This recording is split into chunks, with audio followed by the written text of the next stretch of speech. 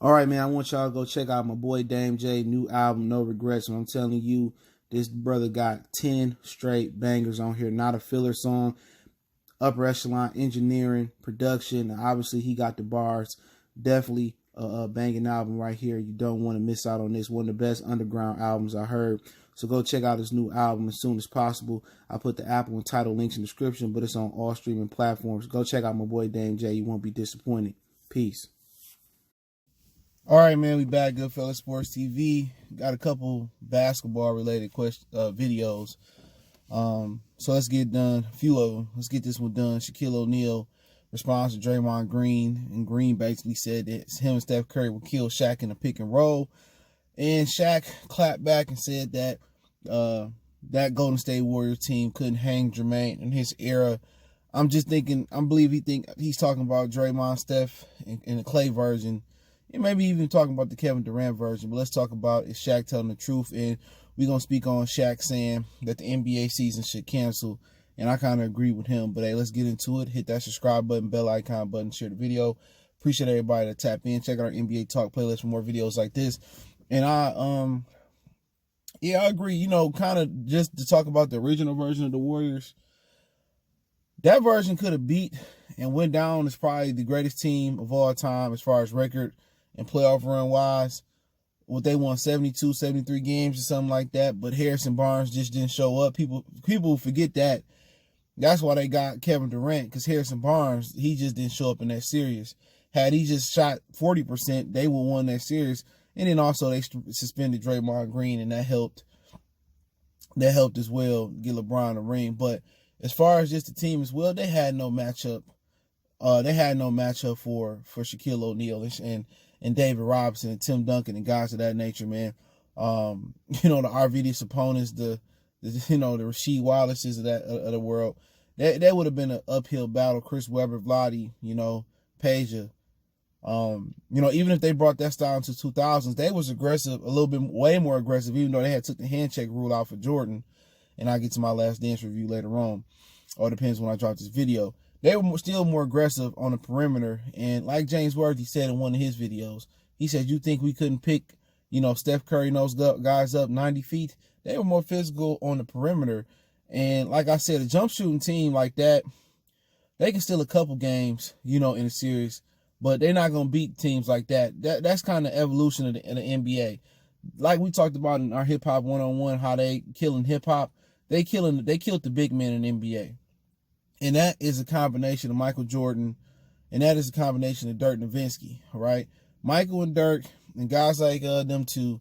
Michael, showed the NBA that you didn't need a big fella to win a championship. And Dirk Nowitzki showed big fellas that you can shoot threes. And with the combination of that and probably some other stuff in the NBA, slowly or surely, everybody started looking for the next Dirk, the next Garnett, and pretty much big fellas have become a finesse in a beta male position. They don't want to be on the block and be tough on the block no more, be like Alonzo or be like Ewing. And that's kind of the difference, because when Steph and Clay and KD and Draymond go through the hole, LeBron, Harden, they not really facing no iconic big men. Even iconic defenders, no more like Ben Wallace and Dikembe Mutombo and guys like Ewing and Lonzo and Hakeem Olajuwon and Shaquille O'Neal. Those guys are done in the NBA. These dudes want Karl Malone. These dudes want to shoot threes and want to post up. It's the last, opportunity. And now, they got these dudes not even doing high lows no more, man, with guards and two-man game with a big fella in the post and a point guard like Kidd at the top. Not doing that no more in the NBA. So they don't have to deal with the golden age of big men. You put Draymond, or you put Andrew Bogans, or whoever the fuck they had Willie Cauley-Stein, and I know they moved him. You put them on the block versus Shaquille O'Neal. I don't care what Shaquille giving up on the other end. You say, oh, Shaquille got to guard Draymond on the perimeter. Well, self check. I take Shaq 2 or 3 feet away from the rim from Draymond in 3.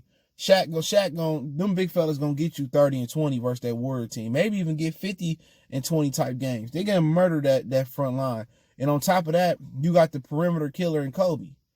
Couldn't nobody check Kobe, even Durant. They couldn't hold Kobe. And then you look at some of them other teams that I mentioned. with Robinson and Duncan and, some of the teams they play with on the perimeter. That'd be hard to beat for that team. Shit, even the Sacramento Kings, they had shooting. If they could play in that era, Bibby and Bobby Jackson and Peja Stojakovic, Hedo Turkoglu, shit, Chris Webber can shoot. They can hang Jermaine. You know what I'm saying? They can ball out. Shaq ain't lying. That was my era right there. So would they be the 6th or 7th seed? I don't know. Only time will test a hypothetical. I don't know, but I think they would have made the playoffs. But they did in some years. They just would have been another team. As good as KG, Freewill, and Cassell was, they was just another team. They made it to the Western Conference Finals. So it was a lot of comp out west that Shaq and Kobe had to beat. The only team that was giving them hiccups was the Spurs. And other than that, in some years, they was running through the Spurs. Remember one year they beat Iverson. Iverson was the only one to hand them an L. That is the greatest playoff run that I ever seen. The best, I think they was doing best of sevens too, all the way through. I could be wrong. They only lost one game, and that's because Ivo went nutty buddy. But yeah, they wouldn't. I mean, that's the difference. The big fellas, because they played like big fellas. They defended like big fellas. They was physical like big fellas, and a lot of these teams wouldn't have no answer for them. The Robinsons, remember he was an MVP, Akeem, MVP, Shaquille O'Neal. Don't talk about the young Shaq running the break. Garnett, they had no answer for guys like that. A Golden State, none. It'll come down to them. They'll have to outshoot you in a 7-game series, and they're not going to do that because the way they going to outshoot you a couple games, but the way they play defense back, even in the early 2000s, they played tight defense on the perimeter. So, at the end of the day, I tend to agree with Shaq, because I watched that era of basketball. It was better. And that's why these dudes can Euro step, take 8 steps, and go to the rim and dominate at the rim. It's because ain't no real big fellas there no more. These dudes don't play like big fellas no more. Even Anthony Davis, who people put on the pedestal, he wouldn't have been the top 5 big man in that era. Unless he played like a big man in that era. You know what I'm saying? You give me the way he played now, nah. That's just the truth. He too soft. He always on the ground. He ain't strong enough. And he don't play with enough heart. Enough grit, enough toughness. That's what it was all about back then. They might have got dunked on, but hey, they gonna give it back to you. And that was the thing. Them Georgetown boys, they was tough. You know what I'm saying? Shaquille was tough. Hakeem was tough. Robinson was tough. You ain't got to shoot threes if you proficient on the block because you're going to get to the free throw line and you're going to foul the ops out. That's a fact. You're going to get 3 down on the block every time. Especially versus Draymond. He couldn't guard no David Robinson and Tim Duncan. You know what I'm saying? But the Warriors team is great for their time. But Shaq is going to defend his time period because it was tougher. It was a better brand of basketball. The ratings proved that. And, at the end of the day, he had, probably one of the greatest basketball teams I've seen played. And some of them Laker teams. He got one of the greatest teams that never won a championship because Nick Anderson, hoe ass, in the Orlando Magic. As far as youth, people talk about the Oklahoma City Thunder. Man, that Magic team was just as good as them. The ones that lost LeBron in them and then they broke up. But, yeah, Shaq says that they should cancel the NBA season because basically it's going to be an asterisk by the winner. And I agree. Even if LeBron win or lose, hey, man, I ain't counting that shit. Because, it's the thing about the playoffs. You play to get home field advantage, home court advantage. You don't play just to wear whites or darks. You play to get home court advantage. And then you go to Walt Disney World or you go to Las Vegas and do it and take the mystique out of it. I can see if they say, okay, we're going to play the finals. Everybody going to play in their home stadiums and then we're going to play the finals in Vegas. I get it. But playing and finishing the season in Walt Disney World and, basically like an AAU, type of money run. Like I said, bro, I just ain't interested in it. Because it's going to be an asterisk by it. If LeBron win, his apologist is going to say he was going to win anyway. People going to say, oh, it's fraud. He didn't have to go on the road. If he loses, his apologist is going to make the same case. Oh, it wasn't a real one or whatever, man. Just take away from whoever championship it is. It just take away from the mystique. It's got to have an asterisk by it. Only reason they running this NBA season, to be real, is because of money. These billionaires are still getting billions in their original field of wealth. Either oil barons, tech field, whatever they doing.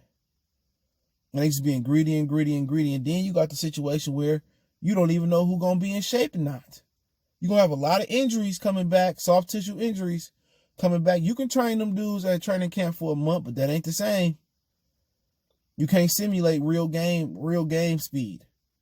So, like I said before, for every athlete you see that's training, it's probably like 50 of them that's not training. There's just too many excuses. They need to just cut the bullshit, give out the season awards, get ready for the off season, get ready for the scouting combine if they can do that virtual, whatever, and then get ready for the draft and try to start the next season on time. But the negative is that the next season might not start on time. So, you know, this may be the fucking perimeter. You know, this might be the blueprint for the next season. So, you know what I would do? I would just do something different. You know, I would just do a little tournament and just call it something else. You know what I'm saying? I wouldn't even call it the NBA championship, man, but that's just my opinion. Let me know what you guys think. Don't forget me on Facebook, Instagram, Twitter. You can check out our NBA playlist for more videos like this. All my social media links in the description. If you want to make, you got a question, business inquiry, sponsorship, video request, or you just want to chop it up, Twitter, Facebook, Instagram there. Appreciate everybody. Best way to donate, share the video. One time for the one time we gone.